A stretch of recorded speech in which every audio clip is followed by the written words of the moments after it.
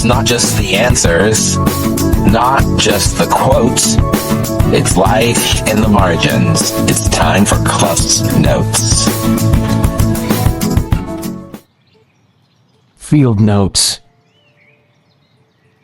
There was no magic number, but I knew I wanted at least 25 field notes before I was ready. And I was quite excited by the variety that actually I was able to find. There's car rides, errands, conferences, just everyday interactions. And the analysis itself was pretty simple. I used this other AI platform that's designed for this kind of analysis, and I just built this notebook to explore the data. I told it what I was exploring. I uploaded those field notes. I added the questions I'd already been working on in my sense-making studio. My hope was that I had enough data for it to be meaningful, and then I just let it respond. Honestly, it felt less like analyzing data and more like having someone sit next to me and say, here's what I'm noticing.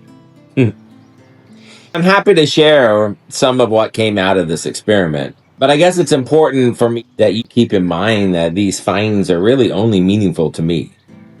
I did this to understand me and my thinking a little better. I wanted to have ways for me to not just name it and not just claim it, but to help me aim it.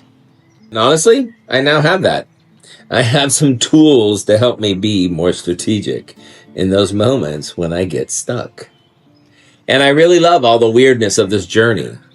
Ramping up my personal reflection, processing, just seeing those patterns in my thinking, exploring the benefits of collaborating with others, and of course, using AI as a thought partner in my processing and experimentation. And it's wild. I've come a long way from when I watched that TED Talk. So remember, though, this process didn't teach me how to think. It didn't teach me how to reflect. I've been doing those things my whole life. And what it did, though, is it taught me a little bit more about myself. And that's something I get to carry with me now, that I'm not sitting here with answers. I'm sitting here with a better way to sit with the questions. Noticing when things matter, giving my thinking the space it needs to move. I guess so I don't get stuck too long.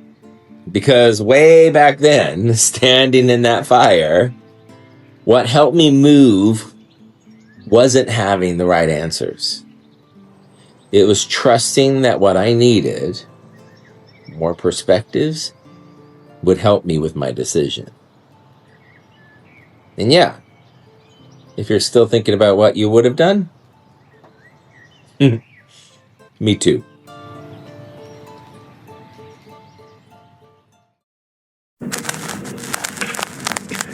Another reel for the shelf.